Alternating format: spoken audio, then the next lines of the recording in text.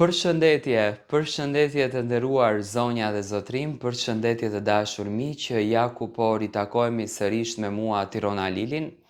këtu në kanalin Monitor TV për të ndarë lajmet më të fundit.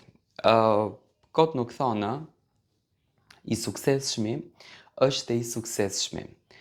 Unë do t'ju a them Ezelin, Mehmet Kosovën, janë filmat turqi që ju i keni ndjekur, jeni dashuruar, pasionuar pas tyre, por që Mehmeti ka thënë, do t'a them emrin e aktorit gjithmonë, që është gjak shqiptari, nuk është në pyetje do të thënë që është gjak shqiptari, sepse gjaku, në?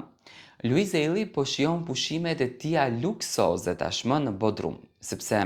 për të takuar personazhe të këtill, do të thënë duhet të jesh në ndonjë zonë që këto personazhe i frekuentojnë, nga që Turqia ndahet dhe personazhe që janë super milioner, për shembull siç është aktori në fjalë, kanë vende të tyra ku shkojnë dhe frekuentojnë ose një vikend ose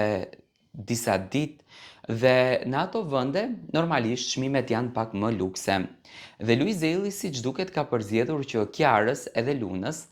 pushimet në Bodrum t'ju adhuroj pushime vërtet të bukura, sepse ka të bukura, por ka dhe vërtet të bukura.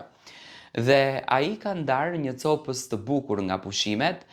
duke bërë fotografi me aktorin në fjalë dhe duke shkruajtur Ezel, do me thënë 2.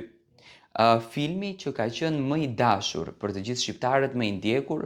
një film turk që ka patur mesazhe të fuqishme brenda për jetën, për dinamikat e jetës, për tradhtinë që njerëzve u ndodhen etj.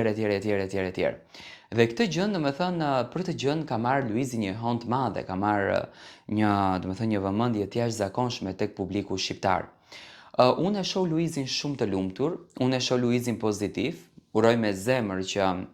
Luizi të futet në rrugtimin e Turqisë, sepse është tjetër muhabet, do me thënë të jesh në artin turk, është shumë larg artit shqiptar, dhe mbi të gjitha mendoj që do t'ishte një super aktor në një film turk ku do t'jepte atë energjinë e bukur të artit që Luizi e ka në shpirt. A mendoni që Luiz Eli mund të jetë pjesë e këtij rrugtimi?